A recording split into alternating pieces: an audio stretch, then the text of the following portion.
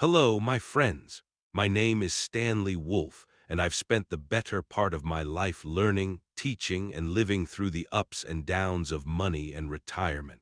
I'm not here to impress you with credentials or overwhelm you with complicated charts.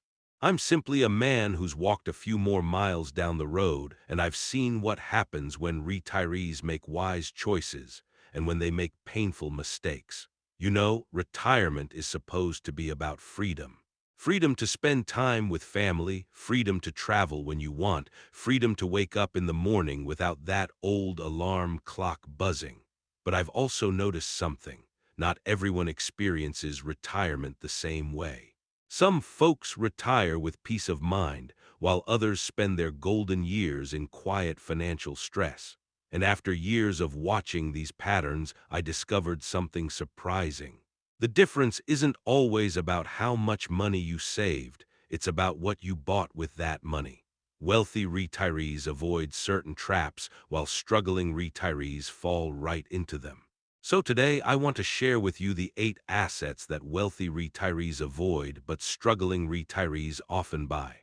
My goal is simple: help you keep more of your money, reduce stress, and enjoy the retirement you worked so hard for. So grab a cup of coffee, settle in, and let's have a real conversation. Let's start with something that might sting a little: timeshares.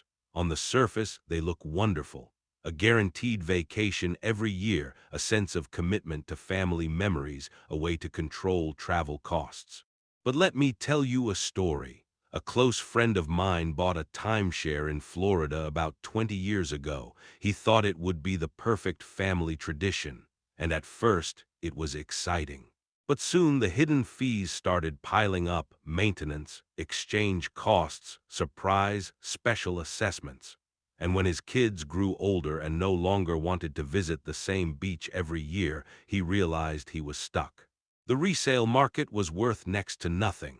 Wealthy retirees know this secret: flexibility is priceless. They rent when they want, where they want. Their money stays liquid, ready to work for them instead of being chained to a contract that turns into another annual bill. Now let's talk about another tempting product: high-fee annuities. They sound attractive: guaranteed income for life. And many folks buy into that promise, but here's what I've seen. Most of these annuities are packed with complicated restrictions, hefty commissions for advisors, and long-term returns that rarely meet expectations. I once met a woman who put nearly all her savings into a variable annuity because her bank advisor told her it was safe.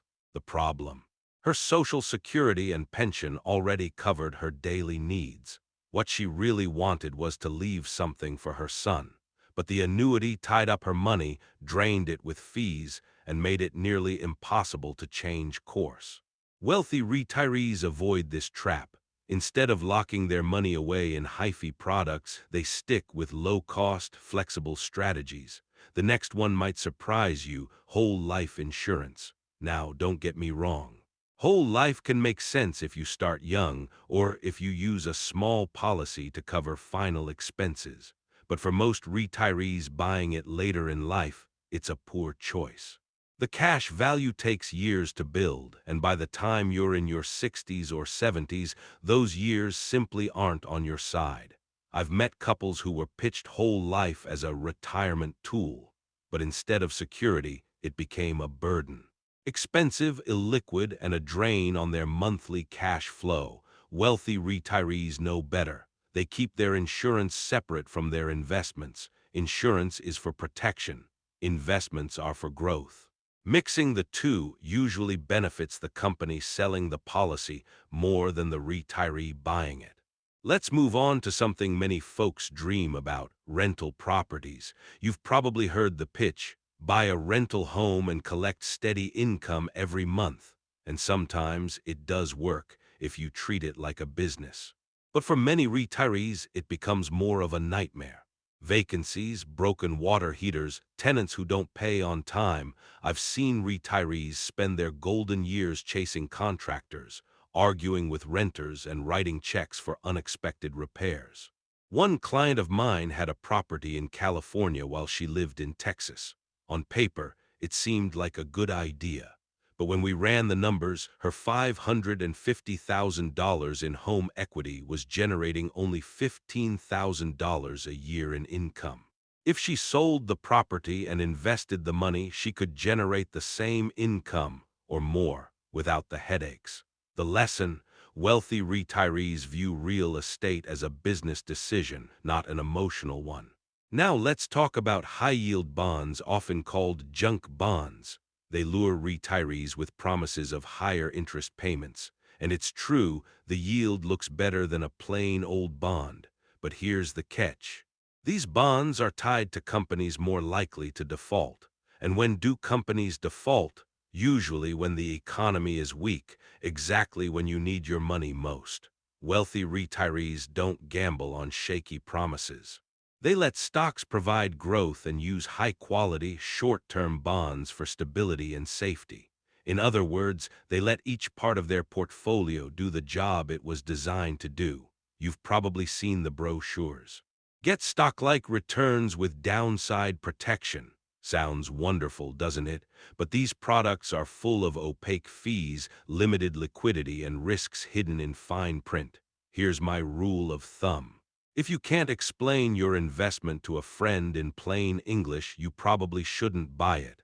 Wealthy retirees keep things simple. They know that clarity is a feature, not a flaw. They'd rather ride out a little market turbulence than get locked into something they don't fully understand. Now let's touch on a dream many retirees have: the vacation home. Imagine it: a cabin in the mountains, a condo on the beach, a retreat for family gatherings. It sounds perfect, but here's reality. The costs don't stop with the purchase price. Property taxes, insurance, utilities, maintenance, repairs, all on a home you may only use a few weeks out of the year. I've seen people spend more time worrying about fixing the roof on their vacation home than actually enjoying retirement. Wealthy retirees take a different approach. They rent luxury when they want it and keep their money free the rest of the year. That flexibility gives them freedom to travel anywhere, not just to the same cabin year after year.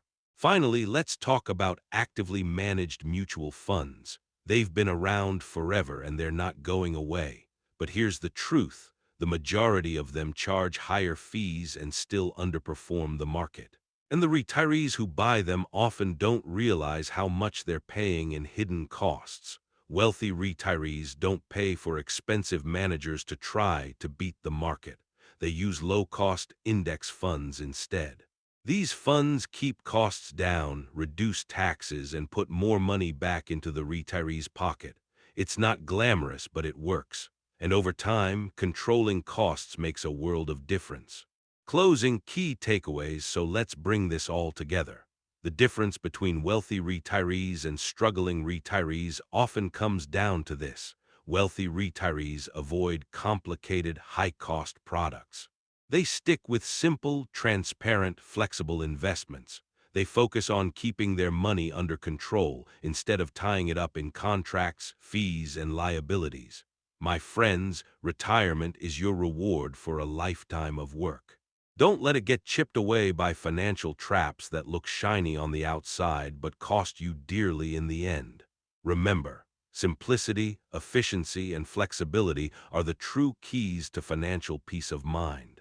If today's conversation helped you, I'd be grateful if you hit that like button, share this video with a friend, and subscribe to the channel.